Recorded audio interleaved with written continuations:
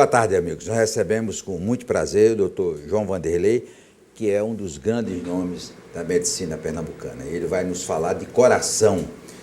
Doutor João, quando o senhor começou sua atividade profissional, tinha poucas mulheres no seu consultório. Hoje, mulher já está empatando com o homem. Por que é que o coração das mulheres agora começou a pifar? Isso é verdade, João. As mulheres assumiram a jornada dupla, né? A jornada de casa e a jornada fora de casa. Isso aí veio associado a um estresse muito maior para a mulher, uma sobrecarga emocional muito grande. Além do que, a vida da mulher, a vida social da mulher mudou. A mulher bebe mais, a mulher passou também a fumar mais, a ter uma vida mais parecida com a do homem e com uma sobrecarga emocional muito maior. Então, aparentemente isso aí aumentou o número de mulheres com doença cardiovascular. E na hora do resultado, quem morre mais, homem ou mulher? É difícil dizer. As mulheres têm uma tendência a ter uma coronária mais fina, mais estreita. Mas é difícil separar, dizer que quem morre mais é o homem ou a mulher. Eu acho que isso aí é muito individual e é de caso a caso. Aparentemente, o tratamento é tão efetivo tanto no homem quanto na mulher. Aparentemente, o tratamento vai bem nos dois. Ô, doutor João, qual foi o mais jovem cliente que o senhor teve e o mais velho cliente? Quantos anos? Para ser operado do coração. Sim. Ou para fazer algum procedimento coronário? Olha, o paciente que eu vi mais jovem ter doença coronária grave foi um paciente de 23 anos. Foi um paciente na Inglaterra que ele tinha uma doença renal que provocava uma hipercolesterolemia e ele aos 23 anos tinha uma doença coronariana severa. O mais jovem que eu vi ser revascularizado do coração foi um paciente com 28 anos. Esse não tinha aparentemente outras doenças e desenvolveu angina aos 29 anos e precisou ser revascularizado, implantar um stent. Em algumas situações, as pessoas têm as trombofilias, que são doenças que promovem uma coagulação exacerbada e a pessoa não tem nenhum fator de risco extra dos habituais que nós conhecemos, como diabetes, hipertensão, cigarro, e eles fecham as coronárias e podem infartar. Então, nesse tipo de paciente, eu já vi doente com 25, 26 anos ter problemas sérios e ter que ir para uma cirurgia cardíaca. E o mais velho? O mais velho, 92 anos.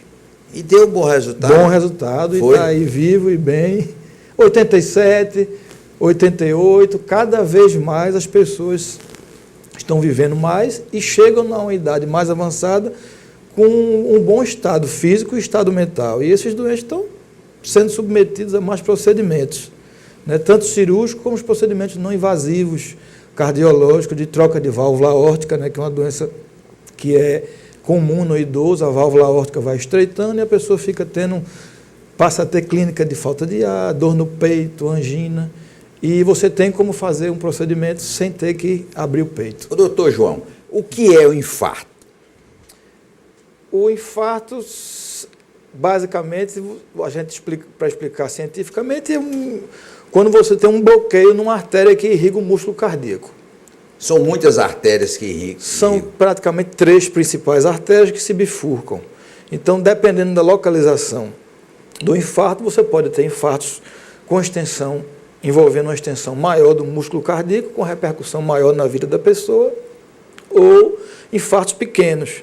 Mas mesmo um infarto pequeno pode gerar uma situação grave, que é uma arritmia cardíaca, e que pode pôr em risco a vida do paciente. Então, basicamente, o infarto ocorre por uma obstrução, um bloqueio agudo numa dessas artérias, levando aquele quadro de dor, falta de ar, desmaio ou até morte súbita. Quais são as principais características do infarto? Que a pessoa está tendo um infarto, o que é que ele sente? A sintomatologia típica principal é a dor no peito. Às vezes não é uma dor tão específica, às vezes é um desconforto no peito, um mal-estar indefinido, uma indisposição. Muita gente pensa que é azia, aí entra pelo cano. Muita gente pensa que é azia, exatamente. Confunde, acha que vai tomar um remédio Prazia vai melhorar e, na verdade, ele está tendo um infarto, está tendo uma angina.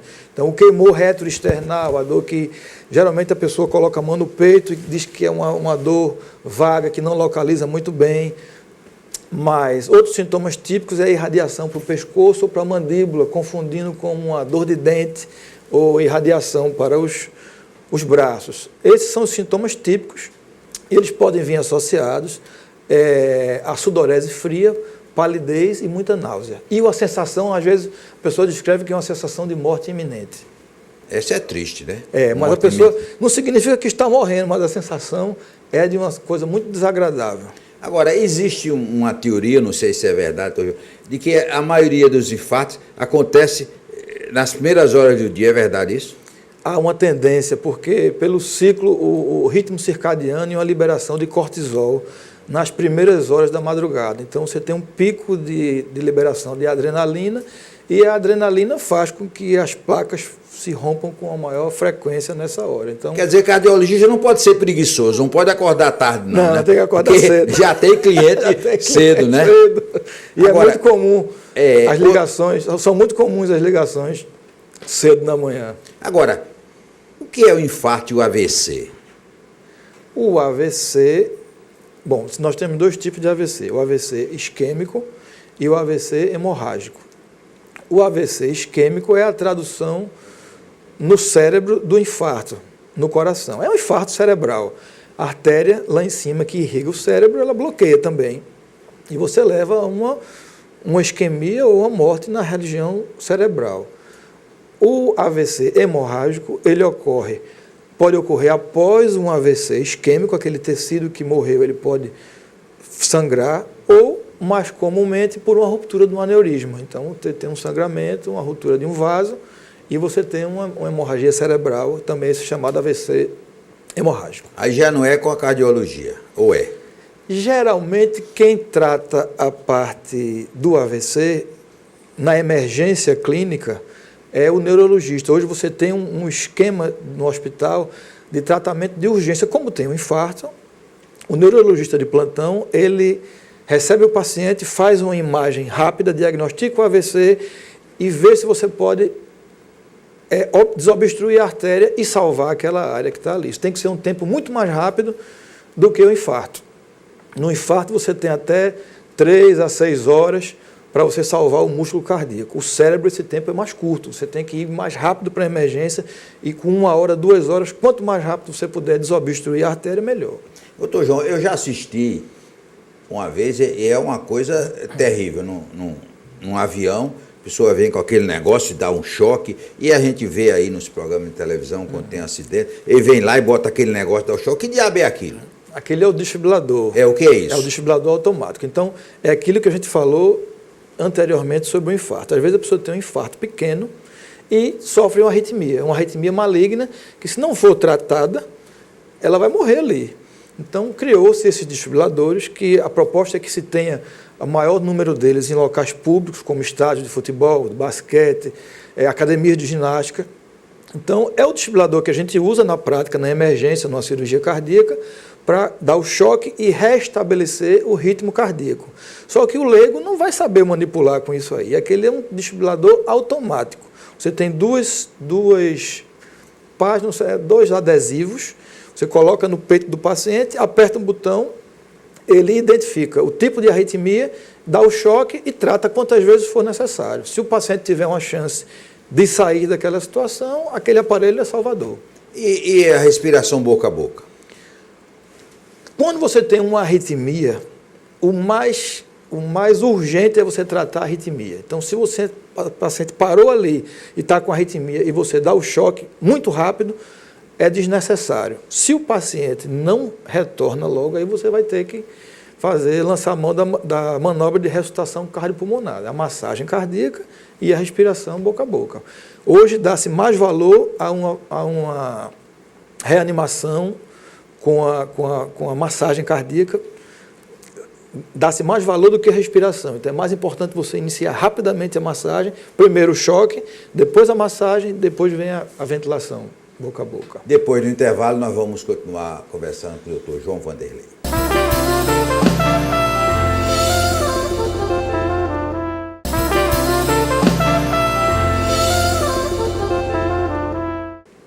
João Vanderlei, outra coisa que se fala muito é a tal gordura, é essa daqui, essa gordura. Por que é que essa gordurinha aqui provoca infarto? Não é a gordura, é a gordura visceral, não é a capa de gordura que está em cima do abdômen, é que está dentro, é a gordura visceral. Então, essa gordura visceral ela está associada ao que se chama de síndrome metabólica, que é a associação de hipertrigliceridemia, aumento do risco de diabetes, hipertensão arterial e a resistência à insulina, né, que está envolvido no diabetes. Então, esse conjunto leva a um aumento da doença coronariana. Então, aumenta o risco de infarto, risco de AVC. Então, por isso que a gente luta para reduzir a gordura visceral, perder a barriga. Então, tentar manter uma dieta saudável, uma dieta adequada e, principalmente, a atividade física, né? Por que a importância da atividade física? A atividade física, ela melhora toda a condição cardiovascular, condição aeróbica, o uso de glicose pelo músculo, aumenta o consumo calórico, ativa a musculatura, aumenta o consumo calórico basal, que é aquela energia que a gente gasta quando não está fazendo nada. Então, ela melhora o consumo de glicose no músculo, diminuindo, facilitando o controle da diabetes, diminuindo o risco de diabetes. E também ajuda a controle da pressão arterial e ajuda também a treinar o coração, vamos dizer assim, de maneira... Ajuda a treinar e deixar o coração com a situação mais favorável para ele trabalhar. O coração trabalhado, ele vai bombear menos numa situação de esforço. O coração que não trabalha todo dia, ele numa situação de esforço, ele vai ter uma sobrecarga muito maior nessas situações. Então, o exercício físico tem uma ação muito ampla. Ninguém conseguiu determinar exatamente o que é, mas é uma soma de benefícios que, no final, diminui o risco cardiovascular, melhora a parte cognitiva cerebral, melhora a mobilidade, diminui o risco de queda, então, por melhorar a musculatura. Então, o exercício, em geral, ele tem uma influência muito boa sobre o ser humano. Olha, esse setor não é o cardiologista que cuida, é Cupido, o coração em termos do amor. A pessoa que tem um problema, leva uma gaia, larga a mulher, quer paquerar uma e não consegue. Isso pode influir no coração? Influencia. A parte emocional influencia. A depressão, por exemplo. Depressão, perdas financeiras. Então, a pessoa que perde um ente querido, uma perda amorosa, a perda de um ente, não é? Então, isso tudo influencia. A gente não tem como medir exatamente como isso influencia diretamente no coração. Mas a gente observa que tem pessoas que não têm outros fatores de risco, que são magras, que não têm colesterol elevado, que não fumam, e que não tem diabetes e que tem doença coronariana severa e que não tem doença familiar. E quando você vai pesquisar, é uma pessoa que vivia bem e que teve uma perda financeira, teve um trauma familiar, uma perda de um ente querido. Gaia. Pode ser também, isso tudo, todas essas situações interferem no emocional da pessoa e gerando estresse, depressão, que a depressão hoje é um fator evidente de risco cardiovascular, tanto para AVC quanto para infarto agudo do miocárdio. O que é infarto agudo? Esse é o que mata, né? Esse é o que mata. Aquela artéria que fecha de repente, que pode matar ou não. Se você tiver tempo de ser atendido e bem atendido, você praticamente fica sem sequelas, dependendo do tipo de infarto. Agora, a prevenção é importante, né, doutor? Sem dúvida. A pessoa deve fazer esse exame preventivo de quanto tempo e a partir de que idade? Bom, depende da idade, dos fatores de risco, da história familiar do paciente. Geralmente, a partir uma aferição de pressão arterial deve ser vista desde a adolescência, com uma certa periodicidade. A partir dos 20 anos, a cada 2, 3 anos, checar pelo menos a pressão arterial no seu clínico. E a partir dos 40 anos, deve ter uma atenção maior no risco cardiovascular. A prevenção deve ser feita sempre. A prevenção começa na adolescência, com boa alimentação e com controle do peso e com atividade física.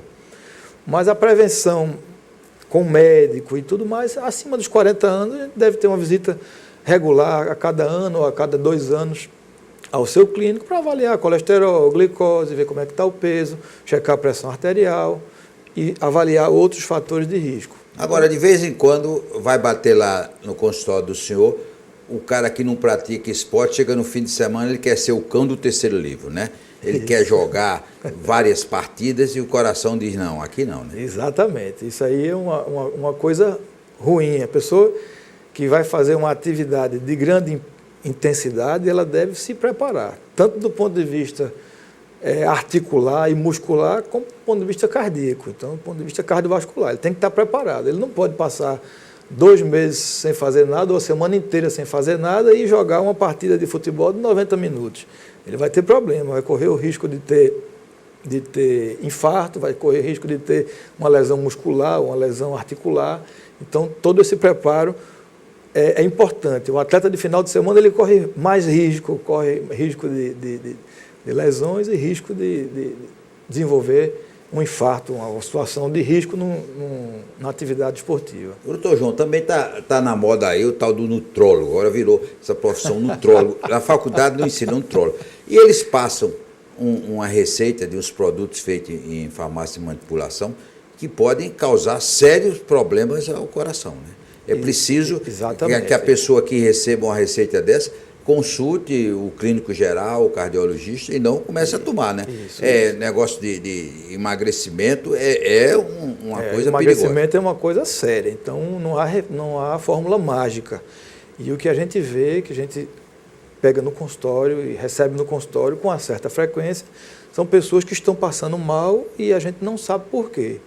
E vem com uma receita dessas e a gente, quando checa os componentes da receita, tem hormônio tireoidiano, diurético, antidepressivos, às vezes mais de um antidepressivo, e nisso você vai ter interação medicamentosa, vai desenvolver um hipertireoidismo, pode desenvolver hipertensão, pode desenvolver arritmias cardíacas. Então, a dietoterapia, o regime, mesmo que seja necessário usar medicação, tem que ser uma coisa bem orientada e ser uma coisa que você tenha cuidado.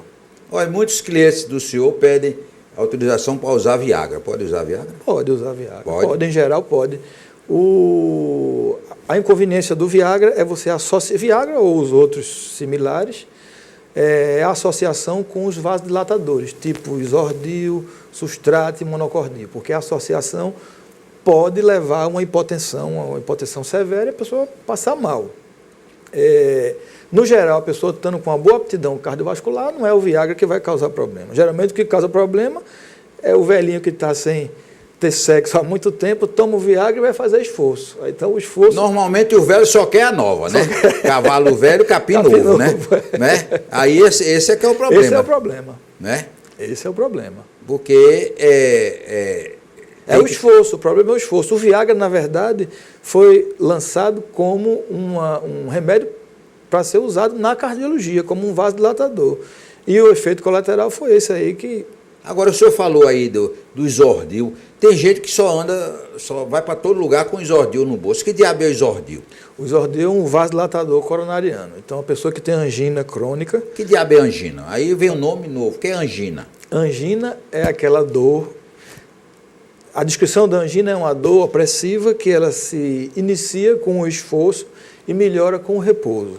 É uma dor de características semelhantes à do infarto. Mas não é infarto. Não é infarto, exatamente. Ela vem e passa. A do infarto vem e fica. Aí o Isordil resolve. O Isordil, quando você põe o Isordil, a dor cede. Ou então você pode usar ele preventivamente. A pessoa que vai fazer uma caminhada e sabe que naquela caminhada desenvolve um pouco de angina, ele pode usar previamente um tipo de vasodilatador, como o Isordil, e fazer a sua caminhada. É porque todo mundo de médico doido tem um pouco. Aí como é que ele vai tomar Isordil? Orientado por quem? Por ele mesmo, é? Não. Aí tem que ter uma orientação médica. O Isordil é um remédio que deve ser orientado para a pessoa que tem angina do peito e ser utilizado em determinadas situações. Mas pode dar um efeito contrário. Pode dar uma hipotensão. A pessoa pode ter uma hipotensão, pode ter uma isquemia cerebral, principalmente o idoso. Então é um remédio que tem que ser orientado pelo médico. E não é o remédio ideal. Se você tiver um infarto, não é o remédio ideal para você tomar numa situação de infarto agudo. O remédio ideal para você ter no bolso são 2 aspirinas. Se você achar que está tendo um infarto, você põe 2 aspirinas na boca e mastiga. Depois do intervalo, nós vamos continuar conversando com o Dr. João Vanderlei.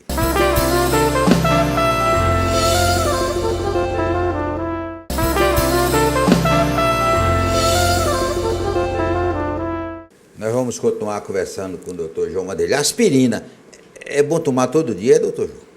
Depende. Havia uma crença de que todo mundo devia tomar uma aspirina acima dos 40 anos. AS, né? O AS, exatamente. Hoje em dia, visto que não há esse benefício.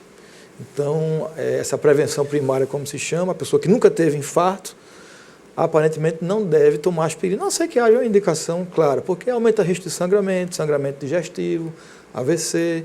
Então, a indicação da aspirina seria para quem já teve infarto, angina, ou tem um risco muito elevado de ter alguma dessas situações. Doutor João, o senhor é chegado a um aviãozinho, né? Não só para tirar férias, como para ir para curso, para visitar outras unidades coronárias. Isso. A unidade de coração do Hospital Português está no nível das melhores do mundo, tá? Não tenha dúvida, não há dúvida.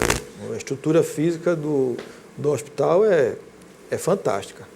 Tanto é que os ingleses vieram nos visitar aqui e ficaram impressionados. Disseram que nós éramos ricos aqui, que lá eles não tinham essa estrutura toda. Quer dizer, o Instituto do Coração. O Instituto do Coração, então temos a estrutura completa para resolver todo tipo de problema cardiovascular. E marca-passo, que diabo é marca-passo? Um marca-passo é um aparelho que se implanta no coração para substituir a parte elétrica do nosso coração, que quando ela está falhando. Então você vem com um fiozinho, coloca através da veia, implanta no coração e ele vem associado a uma bateria que fica disparando os estímulos para estimular o coração das pessoas que têm doença na parte elétrica do coração. E que diabo, o coração também é a chésfia, tem parte elétrica? Tem, o coração é um órgão que gera eletricidade espontaneamente, ele é um autogerador de energia.